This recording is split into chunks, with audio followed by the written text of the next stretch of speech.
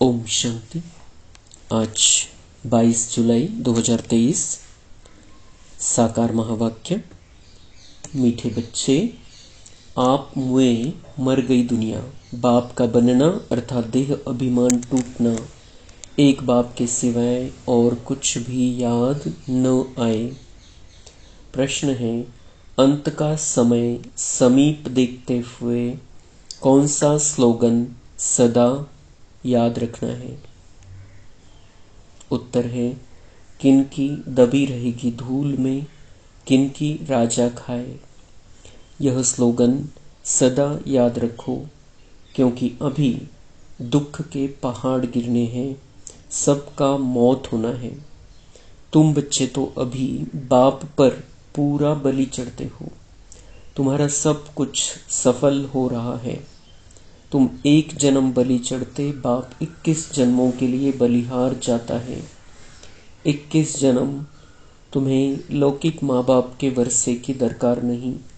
द्वापर से फिर जैसा कर्म वैसा फल मिलता है। गीत बजा है, मैं एक नन्हा सा बच्चा हूँ। ओम शांति। यह तो मनुष्य मात्र जानते हैं कि ऊंचे ते ऊंच भगवान है। भगवान को हमेशा परमपिता परमात्मा कहते हैं और उनका ऊंचा नाम भी है, ऊंचा ठाव भी है। सबसे ऊंच मूल वतन में रहते हैं। अब जबकि गॉड फादर कहते हैं तो जरूर बच्चे ही ठहरे। ऐसे तो नहीं कह सकते हम फादर हैं। सर्वव्यापी कहने से तो सब फादर हो जाते। उनको तो हमेशा परे ते परे परमधाम में रहने वाला परम पिता परमात्मा कहा जाता है। ऊंच ते ऊंच भगवत, इसलिए सब भक्त उनको याद करते हैं। कहते भी हैं, भगवान को ही भक्तों को भक्ति का फल देने यहाँ आना पड़ेगा। वह बाप है स्वर्ग का रचयिता। क्रिएटर जरूर नई दुनिया ही रचेंगे, तो वह आएगा कहाँ? क्या पतित दुनिया में व पावन दुनिया में? देखो, यह बात अच्छी रीति धारण करने की है। तुम कोई छोटे नहीं हो। शरीर के ऑर्गन्स तो बड़े हैं ना। तुम जानते हो सभी बाप को याद करते हैं, समझते हैं यहाँ दुख है, हमको ऐसी जगह ले चलो जहाँ शांति सुख हो। ड्रामा अनुसार बाप को आना ही है। बनी बनाई बन रही, इसमें कोई फर्क नहीं हो सकता। वर्ल्ड की हिस्ट्री ज्योग्राफी चक्र लगाती रहती है। 4 युग फिरते रहते हैं। कलयुग के बाद होता है संगम युग। कलयुग और सतयुग के बीच का यह है कल्याणकारी धर्माऊ युग। यह है पुरुषोत्तम युग, अर्थात उत्तम ते उत्तम, मर्यादा पुरुषोत्तम बनने का युग। इस युग जैसा उत्तम युग कोई होता नहीं। सतयुग त्रेता का संगम युग कोई ऊंच नहीं है। उसमें तो 2 कला सुख की कम होती है। इस संगम युग की ही महिमा है। तुम जानते हो बाप तो है ऊंच ते ऊंच, ऐसे नहीं कि सर्वव्यापी है। बच्चे कितनी भूल करते हैं, परंतु भूल भी ड्रामा अनुसार होनी ही है। मैं फिर आकर अभूल बनाता हूँ। बाप कहते हैं, मुझे तुम ऊंच ते ऊंच भगवत कहते हो, मैं फिर तुम बच्चों को अपने से भी ऊंच बनाता हूँ। तब तो भक्त याद करते हैं, लेकिन सर्वव्यापी कहने से मिट्टी में मिला दिया है, तो खुद भी ऐसे कंगाल दुखी हो गए हैं। भारत सुख धाम था, अब दुख धाम है। अब बाप कहते हैं, मैं तुमको अपने से भी ऊंच बनाता हूँ। मैं तो परम धाम ब्रह्मांड में रहता हूँ, तुम भी वहां रहते हो, फिर यहाँ आते हो पार्ट बचाने। जानते हो ब्राह्मण है ऊंचे ते ऊंच चोटी, तो ऊंचे ते ऊंच शिव बाबा की क्या निशानी रखेंगे? वह तो एक स्टार है। जैसे आत्मा वैसे परमात्मा, चमकता है भ्रुकुटी के बीच में अजब सितारा। आत्मा का रूप है ही स्टार। यह बना बनाया ड्रामा है। इसमें सभी आत्माएं ब्रह्मांड निराकारी झाड़ में रहती हैं, जिसको निर्वाण धाम कहा जाता है। आत्माएं निराकारी दुनिया स्वीट होम से आती है। अभी तो दुख धाम है। कितने पार्टीशन है। सतयुग में कोई पार्टीशन नहीं था। भारत ही ऊंच खंड था। बाबा को सत्य यानी ट्रुथ कहा जाता है। बाबा कहते हैं, मैं सचखंड स्थापन करने आता हूँ, तो जरूर नई दुनिया स्थापन कर पुरानी दुनिया को मिटाना पड़े ना। अभी दुख के तो पहाड़ गिरने वाले हैं, किनकी दबी रहेगी धूल में। वह भी समझते हैं कि हम जो बॉम्ब्स बनाए आपस में आंख दिखाते हैं तो आखिर खात्मा तो जरूर होना है, परंतु पता नहीं कौन प्रेरक है जो ऐसी चीज बनवा रहे हैं। गीता में भी है कि पेट से मुसल निकले। यह है सारी बुद्धि की बातें। बॉम्ब्स निकालते हैं अपने नेशन का विनाश करने। यादव कौरव पांडव 3 सेनाएं हैं ना। यादव कौरव लड़कर खत्म हुए, बाकी कौरव पांडवों की कोई लड़ाई नहीं होती। तुम्हारी कोई से युद्ध नहीं। तुम हो योग बल वाले राज ऋषि, सन्यासी है हठयोग ऋषि। वह शंकराचार्य, यह शिवाचार्य। श्री कृष्ण आचार्य नहीं कहेंगे। वह अब नॉलेज ले रहा है फिर सो श्री कृष्ण बनने के लिए। यह राजधानी स्थापन हो रही है। तुम पतित कांटों से दैवी फूल बन रहे हो। गीत में भी सुना, आओ अजामिल जैसे पापियों का उद्धार करो। गाया भी जाता है, पतित पावन वही सदगुरु है जो तुमको नर से नारायण, राजाओं का राजा बनाते हैं। यह है एम ऑब्जेक्ट। यह पाठशाला है ना, इसमें हम नर से नारायण, नारी से लक्ष्मी बनते हैं। इसमें अंधश्रद्धा की बात नहीं। स्कूलों में एम ऑब्जेक्ट होती है ना। तुम बाप के पास आए हो बेहद का वर्षा लेने, वहां का वर्षा यहाँ लेना होता है। वह है ही सुखधाम, यह है दुखधाम। गीत में सुना, मैं छोटा सा बच्चा हूँ, तुम बच्चे हो ना, कोई 25 वर्ष का, कोई 20 वर्ष का। बाबा कहते एक दिन का बच्चा भी वर्षा ले सकता है। बेहद का बाप फिर भारत को हीरे जैसा बनाने आया है। सतयुग में कितने हीरे जवाहरों के महल थे, बात मत पूछो। फिर जब भक्ति मार्ग शुरू होता है तो पतित राजा बैठ सोमनाथ जैसा मंदिर बनाते। राजाओं के पास मंदिर होते हैं। आजकल तो बहुत ही मंदिर बनाते रहते हैं। सबसे मुख्य मंदिर किसने बनाया होगा? जो पूज्य से पुजारी बनते हैं, जरूर उन्होंने ही बनाया होगा। आप ही पूज्य, आप ही पुजारी। यह महिमा परमपिता परमात्मा की नहीं है, उनकी महिमा तो सबसे न्यारी है। हर एक मनुष्य की महिमा अलग होती है। ऊंचे ते ऊंच महिमा है बाप की, जिससे तुम 21 जन्मों का वर्षा पाते हो।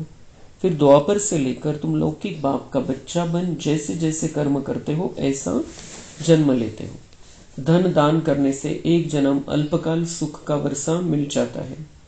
राजाएं भी तो रोगी बनते हैं ना। स्वर्ग में तुम रोगी नहीं बनते हो। तुम्हारी एवरेज 150 वर्ष आयु रहती है। कितने हेल्दी रहते हो, बीमारी दुख आदि का नाम नहीं। शिव बाबा बच्चों के लिए सौगात ले आते हैं। इसको हथेली पर बहिश्त कहा जाता है। पुरुषार्थ करना चाहिए, चाहे सूर्यवंशी बनो, चाहे चंद्रवंशी बनो, चाहे साहूकार प्रजा। एम ऑब्जेक्ट तो है श्री कृष्ण जैसा बनना। बाकी श्री कृष्ण वॉच तो कभी हुआ नहीं है।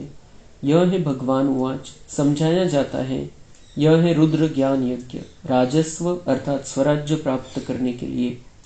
शास्त्रों में तो बड़ी कहानी लिख दी है। बाप पर बलि चढ़ने से बाप फिर 21 जन्म बलि चढ़ते हैं। बाप तुम बच्चों को ऊंचे ते ऊंच बनाते हैं। ब्रह्मांड में रहने वाले ब्रह्मांड के मालिक ठहरे ना। फिर तुम विश्व के मालिक बनते हो। मैं विश्व का मालिक नहीं बनता हूं, तुमको बनाने के लिए आता हूं। तुम कहते भी हो पतित पावन आओ, आकर पावन बनाओ। फिर सर्वव्यापी कैसे ठहरा? सदगति दाता पतित पावन तो एक ही बाप है। इस समय सभी तमो प्रधान बन गए हैं। सतो रजो तमो से सबको पास करना ही है। हर चीज पहले सतो प्रधान होती है, फिर तमो प्रधान बनती है। सतयुग में भी देवी देवताएं सतो प्रधान, फिर त्रेता में सतो, राम राज्य क्षत्रिय, फिर रजो में वैश्य, तमो में शूद्र। वर्ण भी है ना, विराट रूप में देवता क्षत्रिय वैश्य शूद्र दिखाते हैं। बाप और ब्राह्मण गुम कर देते हैं। तुम ब्राह्मण देवताओं से भी ऊंच हो, क्योंकि तुम भारत की ऊंच सेवा करते हो।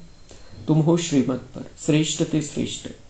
ऊंच ते ऊंच भगवान की मत मिलती है, जिससे तुम भी श्री लक्ष्मी नारायण बनते हो श्री श्री शिव बाबा द्वारा। फिर माया का प्रवेश होता है तो तुम आसुरी बन पड़ते हो। कल्प कल्प बाबा ऐसे आकर समझाते हैं। बाबा ने ज्ञान का कलश तुम माताओं पर रखा है मनुष्य से देवता बनाने। सन्यासी तो माताओं को नर्क का द्वार समझते हैं, निंदा करते हैं, फिर आकर उन्हीं माताओं से भीख मांगते हैं, तो फिर कर्जा चढ़ जाता है। इसलिए पुनर्जन्म फिर भी गृहस्थियों पास ले फिर सन्यास करते हैं। पुनर्जन्म नहीं लेते तो फिर इतने ढेर सन्यासी कहां से आते?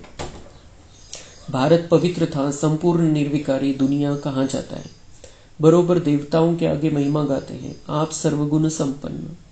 फिर अपने को कहते हैं, मैं निर्गुण हारे में कोई गुण नहीं। सर्वगुण संपन्न यह शिव बाबा की महिमा नहीं है, यह देवताओं की महिमा है। परंतु पूरा ज्ञान न होने के कारण राम सीता के आगे भी यह महिमा कर देते हैं। शिव जयंती मनाते हैं परंतु समझते कुछ भी नहीं है।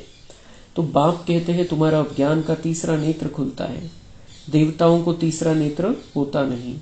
चित्रों में देवताओं को दिखाते हैं परंतु वास्तव में है तुम्हारा। परंतु तीसरा नेत्र खुला फिर बंद भी हो जाता है। आश्चर्यवत सुनंती पश्यंती, औरों को सुनावंती, फिर भी भागंती हो जाते हैं। बहुत अच्छे अच्छे बच्चे माया से हारते हैं।